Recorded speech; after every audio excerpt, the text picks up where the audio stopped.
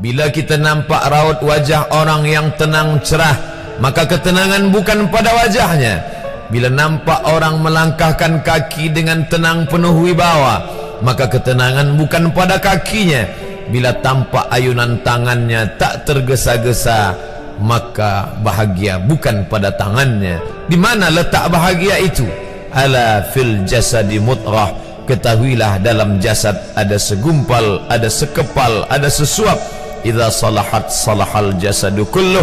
Kalau yang segumpal itu baik, maka yang lain ikut menjadi baik. Wa idza fasadat fasadal jasadu kulluh. Kalau yang segumpal itu rusak, maka dia pun ikut menjadi rusak.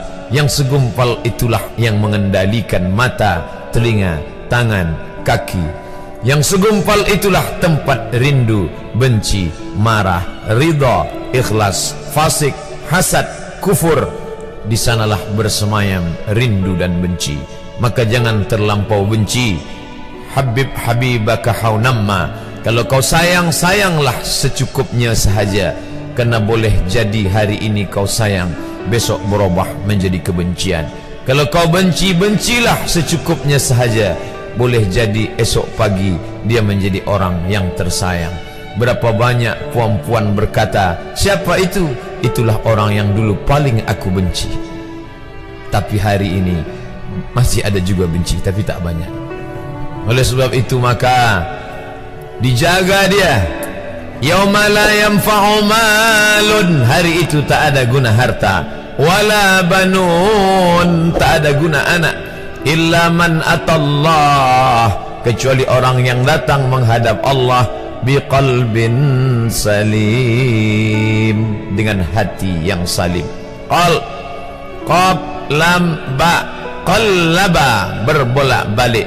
Qallaba, tidak selamanya bahagia. Kadang pagi hati tenang, petang datang dia pun susah. Kadang pagi hati lapang, petang tiba dia pun gundah. Maka apa yang dapat menolong? Ala bizikrillah, ketahuilah dengan banyak menyebut mengingat Allah, tatma'innul qulub, maka hati akan menjadi lapang. Qalbul mu'min baina asabi'ir rahman, hati orang beriman berada di antara jari jemari kuasa Rahman. Kalau dia hendak, dia balikkan yang senang menjadi susah. Kalau dia berkehendak yang susah, dia balik menjadi lapang. Berapa banyak orang yang tampaknya mungkin kita kata dia susah, tapi dia masih boleh tersenyum. Sebaliknya orang yang menurut pandangan zahir kita cukup segala, makan, pakai, tapi tampaknya kesenangan tak pernah singgah. Apa sebab? Kerana hati milik Allah. Dia ada dalam diri kita, tapi dia bukan punya kita. Lillahi ma fis samawati wa ma fil ard. Apa di langit, apa di bumi, milik Allah. Balikkan kepada Allah, dari Allah balik kepada Allah. Senang mengucapkannya, payah mengamalkannya, lebih sulit memasukkannya ke dalam hati. Oleh sebab itu maka apa cara supaya hati menjadi lapang? Yang pertama, iman. Mesti ada iman, percaya bahawa dia ada walaupun tak tampak oleh mata. Dulu ada seorang filosof, dia berkata bahawa aku percaya dia ada bila boleh tampak oleh mata, disentuh tangan, didengar telinga. Tapi bila tidak dapat ditengok mata, dipandang mata, didengar telinga, disentuh tangan, maka dia tidak ada. Inilah orang-orang yang berfaham wujudiyah.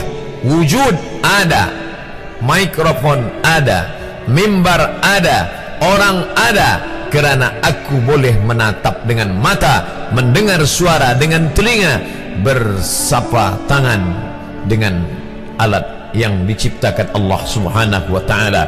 Tapi kita mengenal dia bukan kerana rupa. Bahkan bila kita pejam mata nampak berbagai macam rupa, itukah dia? Bukan. Walam yakul lahu kufuwan ahad. Bila kita pandang tengah malam tampak bermacam warna rupa, itukah dia? Ma khatara bibalik fallahu laisa kadzalik. Apa yang terlintas di hatimu, maka dia tidaklah seperti itu. Dia tak dapat dipandang dengan mata. La tudrikuhul absaru, dia tak dapat ditangkap mata. Wa huwa yudrikul absara, dialah yang dapat menatap mata. Jangankan dia, wajah kita pun kita tak boleh melihatnya. Siapa yang boleh melihat wajahnya? Sementara belum dijumpai cermin, belum pandai orang membuat cermin, orang tak tahu bentuk rupa wajahnya bagaimana. Sampai suatu hari dia dalam perjalanan panjang, dia tengok ada pohonan rindang, lalu kemudian dia berteduh di bawah pohon rindang, menghindar dari panas terik matahari. Di bawah pohon rindang ada kolam air, maka saat dia akan mengambil minum dari air kolam, disitulah dia melihat wajahnya. Oh, begitu rupa wajah di dalam air kolam.